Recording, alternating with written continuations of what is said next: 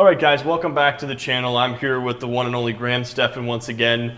We've done a video already talking with Graham, so if you guys missed that, that's down in the description below. But in this video, I really just want to hear about your story and how you got started with real estate, why you decided to do that, and how you were able to become a millionaire at a very young age investing in real estate. And I know I don't know a lot of people that have done this in their 20s. Yeah. So I think it is really interesting just to hear about how it is that somebody has done this. Yeah, of course. I really randomly fell into real estate because I had really bad grades in high school. I hated school. I didn't really think much of it. I thought I was like some special kid who was going to get into any college he wanted to because I was cool.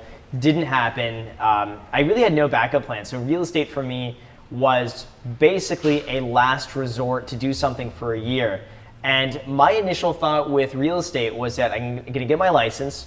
I'm going to do it for 1 year just to do something. Sure. And then I'm going to reapply to colleges. Did you ever go to school or no? College? No. Oh, I didn't know that. Okay. No, very interesting. Never went to college. Yeah. I actually originally wanted to be an investment banker in high school. Okay. I wanted to be a drummer, and then I went from drummer to be like, because I'm going to be homeless if I'm a drummer. So you went to the other extreme of investment banker, as conservative and I thought, as can be. Yeah, I thought I could be an investment banker and just make a ton of money, and that would be it. But I hated the whole corporate lifestyle. I did not like the office life. And looking back, I would have been miserable as an investment banker. So I ended up getting my real estate license. And I would go and see open houses every single Sunday to go and talk to other agents and ask them their thoughts of the business, how they got involved in that, what they would recommend for me being 18. And all of them were super discouraging, and everyone said I should have gone to college. It was a bad time to start. This is 2000. Oh, really? Yeah, this is 2008. Okay. And this is just when the market had peaked and was starting to go down. So a lot of these realtors were saying, like, I have to pick up second jobs right now to support myself. I'm getting out of the business. It was really good. Now it's going to be terrible right now. Everything is crashing. And I just didn't listen to that because when you're 18, you kind of have selective hearing. And it's like, right. And you don't like listening to people that are older than you or people who tell you that you're wrong. Like, I was so convinced that like this was the best business to be in that anyone who said something that didn't line up with that, I'd be like, nah, they're just bitter. Nah, they don't know what they're talking about. Or they're trying to keep it for themselves or something like that. Yeah. I just felt like this very scarcity mindset of just like, I got to keep everyone to myself. And I hated that. So I continued going to open houses. Some agents would, be somewhat nice and cordial, but eventually I met an agent who was just super encouraging, who didn't have a college degree either. He was a top agent in Beverly Hills. And we ended up talking. It was a slow open house. We probably talked for like an hour and a half, something like that, just talking about real estate, how I wanted to get into it. He used to work at a restaurant and went from working at a restaurant to then getting his real estate license, making a ton of money in real estate, buying a house in Beverly Hills. I mean, it was a really cool story.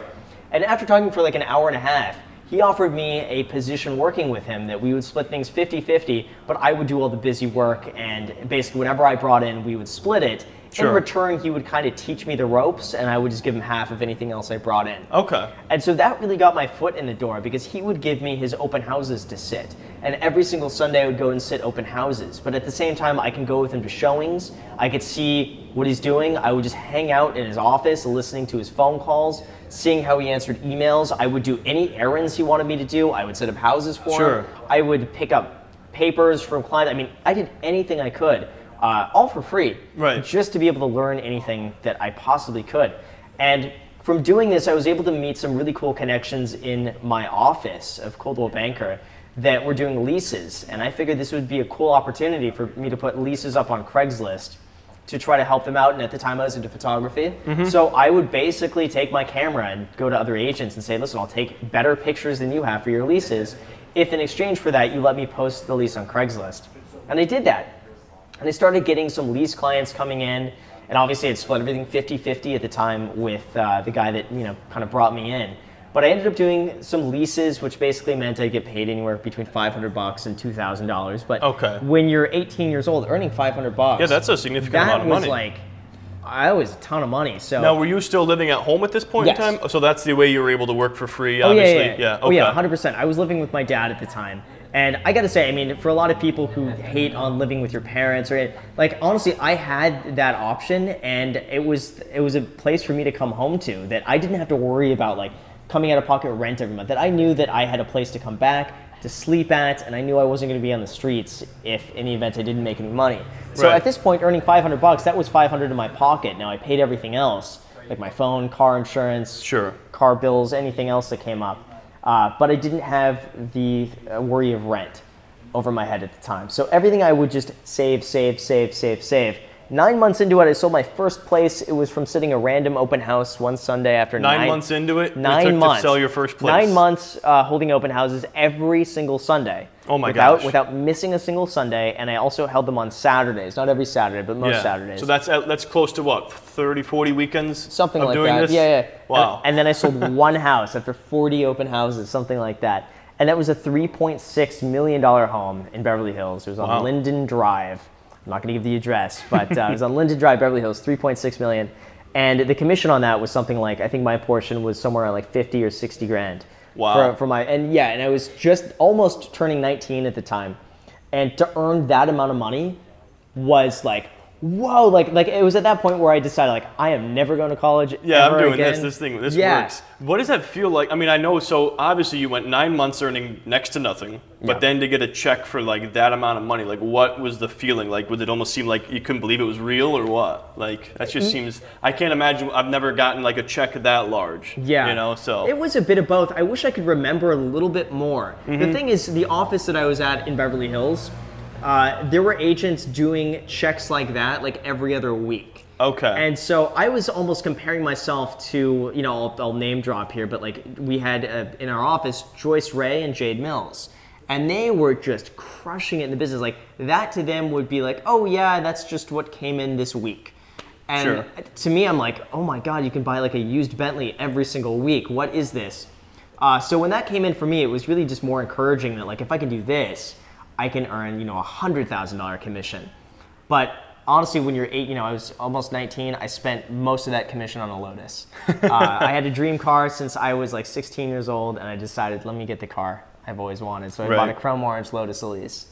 And then the rest of it went to taxes and, you know, everything else. But it was doing that first sale that gave me the confidence to know that I can actually sell a house being young, being like 18, 19, selling a multi-million-dollar house. Shortly after that, I sold another house for $1.2 million on Clark Drive in Beverly Hills. And that sale was only because I had the confidence to know that I can do it. Yeah, once you know it's possible, I'm sure you had a different, like, even just your mannerisms inside the showings and stuff were probably different, right? Yeah, and that 1.2 was actually a lease client from Craigslist. But after I sold the first place, I just had the confidence to be like, wait a second, they want to buy something now. Let me transition them over to buy a house instead of rent a house. Sure.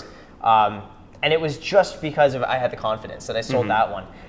But then from there, it really just started scaling up. I noticed I started getting more sales each and every year.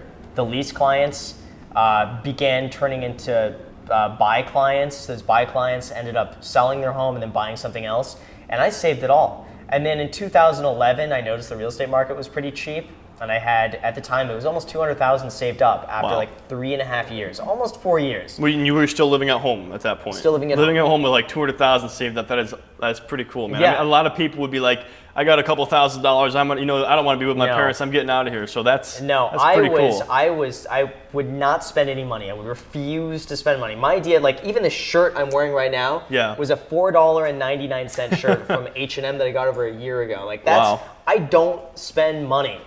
Regardless of, you see the car in the background of some of my, like, beside little things like that keep their value, I never spend money. And I implemented that in the beginning. Sure. And it was because I never spent the money that I had the money to go and invest. And I threw all that $200,000 in real estate. I bought 2 houses and a triplex. All at once? Yeah. Well, I staggered them. Okay, you staggered them. Okay, so the first house that you bought, what was your down payment on that house? So I bought all of these places cash. Oh, cash. So you owned them outright? Yeah. Wow. The reason why is because I didn't have a credit card, and I wanted to get loans, and no bank would want to touch someone with. I had 2 years of tax returns, and I deducted everything, by the way, so I wasn't showing like a ton of income, but I mean it was okay. And you didn't have any credit history? I had no credit history whatsoever. Okay, so that seems like a good lesson there of somebody who wants to get involved in real estate. Establish credit? 100%. I thought it was cool by not having a credit card because I thought like only broke people have credit cards, which is not the case. I thought I was really I thought it was cool for that, which is a terrible mistake. Right. And I tried to get a co-signer, but like my dad didn't have good credit either. Sure. My mom had bad credit. Like they would have made it worse if anything because they have like terrible credit. Yeah. So I was forced to buy these places cash. The first place though I bought, it was $59,500. Sold in 2005 for like 250 something thousand, so I was buying at a fraction of what it used to sell for. Fixed it up, and I rented it for I think about $1,200 a month. Bought another place, it was $72,000. And that you bought cash too? Cash. Okay. That was, I think it rented $1,150, and then a triplex, which ended up needing some work. But yeah, those three, and that all of a sudden it was like getting rent every month was addicting. Knowing that like every single month, no matter what, you'd have like, 2,600, whatever it was at the time, coming in that I didn't have to work for. Right. And that to me was just like, oh my, I couldn't believe it. Yeah, the first time that you start to make money, when, I mean, I'm not talking to like completely passive income, but I'm talking about like where you're not like necessarily putting in effort, it's really, really like surreal. Even if it's not a lot of money, you're like, wow, I didn't like actively go out there and work. And maybe you have a month where you don't hear from your tenants, but that rent check still comes in. Like that month it's passive. Yeah. So it's really exciting to have like that, be like, wow, making money without working, it's definitely powerful. Yeah, and I thought too, like I can go out for all you can eat sushi every single day and have money left over for gas money, phone bill, like all my other bills and little But I'm things sure you like didn't that. do that anyway. No, I didn't do that. But it was cool knowing that I could if I really wanted to. But from there, I mean, I really, after I bought those properties, I really focused on being the real estate agent. I kind of figured like, okay, I'm done with that. Work as a real estate agent, and I grew my business there. I mean, I put like every single day I'd work there. Meeting clients, showing houses, getting listings. And that's what really ended up spiraling, is that all of these original lease clients that I did in the beginning ended up referring me more business, using me again, selling their home through me. I had one lady, met her on Craigslist. She ended up renting a house. Her ex-husband ended up renting a house through me. She ended up buying a house. Her ex-husband ended up buying a house. Wow. Then she ended up selling that house. And then the person who got that house referred me to another listing I ended up getting. So that was like 6 deals from one person. client Wow. on So Craigslist. it's like the relationships with people is what matters. Yeah. Okay. But that's probably why it's so intimidating to get started with being a real estate agent, because you maybe, as a young person, you don't have these connections. Yeah. And probably everybody as a young person, they're not in a situation to buy a house yet. So you got to start like making connections with people that are 5, 10, 15, 20 years older than you. Everyone is older than me. I mean, there's no one in my age bracket at that point. But I think people like the fact that I was young just because I was willing to like really hustle and do anything. Like, I would do anything. If they want me to do some like run across the city for free, I would do it. Like I had nothing better going on. So I did everything. And they really respected that, and they wanted just to give a kid a chance, which I think is a big one. That sometimes you see someone who's like 14 years old or 15 is just like really motivated, and like you want to naturally just help them out. Sure. You're like, damn, this is pretty good. Let me help this person out, and that really works in your favor. So you may as well milk that while you can. Yeah, definitely. Yeah, and you still look pretty young, so you can use that to your advantage. I don't age, but beyond that, the real estate business ended up picking up. I ended up basically cutting out everything except my referrals and repeat business, saving up all that money, throwing it back into real estate, starting to do the house hacking bit where I bought a house, fixed it up, there for a year, rented it out, bought a duplex. And if you guys missed that, we have the whole house hacking video linked down below too. So if you missed that video, that's there for you. Yeah, and then going with the duplex, doing the same thing, and now I'm in the process of buying another duplex that should hopefully be closing in another 3 weeks. Sure. So I'm hoping when I'm done with this, I should have the portfolio of, at that point, I think it's 3 houses, 2 duplexes, and a triplex. Wow. With very little debt on these. I think my debt to asset ratio on this is somewhere like around 50%. So I already own half of the real estate by the time I'm done remodeling it with the new appraised values and everything like that. So it's not like I'm going in like 90%, super leveraged, 90% leverage. I mean, it's really 50-50, which I feel is pretty safe. Yeah, definitely. So then when did you officially hit millionaire status as a real estate investor? It was just before turning 26. It was 25 and something. Okay, so you counted as 26, just rounded up? I rounded up by the time I was 26, but it was really like 25 and some change. I could have said by 25, but it does. I figured by 26, same thing. But yeah, that was the point I remember because I track all my expenses and everything on Mint. That I was like, I remember being really close and just waiting for like one more month to pass by, and then like, I was gonna have a paycheck clear, and then like it was. So I celebrated that. I went out for sushi and I bought 1 roll and water. No joke. Oh that my God! You that gotta was be my kidding way. me. No, So seriously. you celebrated millionaire status by buying 1 sushi roll and getting a glass Yeah, of it was water. a cheap. It was happy hour sushi too. So Oh, it was that like is it was too like funny. an $8.99. But that's why Yeah. you became a millionaire, because Yeah. of these habits. So that is just too cool. Right. Yeah. But also, I've noticed that to go from like 1 to 2, like it was to go from 0 to $1 million was about 7 years worth of work and saving and investing. Also during a bull market. Sure. To go from 1 to 2 took, I think, only a year and some change after that to go from 1 to 2, which is Wow. crazy. But it just shows the a snowball effect. It's the snowball Yep. effect of like, and I'm sure going from 2 to 3 would take Even pro- shorter probably amount of time. shorter, go Yeah. to 3 to 4. So once you have that all working for you, as long as you could still keep your expenses to a minimum, the investments just keep compounding and Yeah, that's the compounding and number growing. one thing that we have to point out here too. Like, you still have the same Lotus. Same And car, like yeah. it's not like you said, "Oh, cool! Like, I'm making all this money. I'm gonna go buy this nicer car and this Yeah. nicer place." Like, if you scale your like lifestyle with your income, then you're never really getting ahead. Yeah. You have to have your income going up, and then like your lifestyle expenses staying Yeah. the same in order to. I had pretty much the same expenses as I did when I was like 20, 21. Right. Like no joke. My personal expenses, and I've covered this in one of my videos, is my personal expenses are really about $1,500 a month. That's That what, is like low, yeah. everything else is discretionary. If I decide to go out like for In-N-Out today, Yep.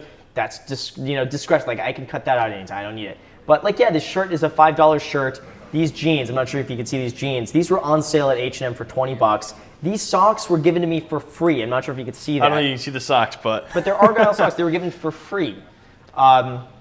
Things like this, like I don't need to spend a lot of money. You don't Right. need to spend a lot of money to look good.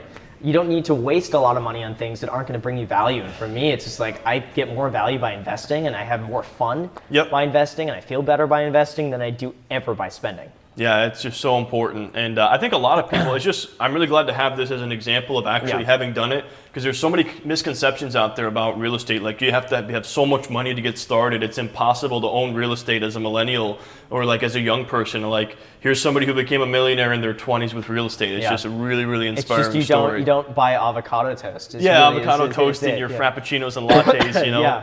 So, That's it. yeah, that's awesome. All right, Graham, well, thanks so much for coming on the channel. I Thank really you. appreciate it.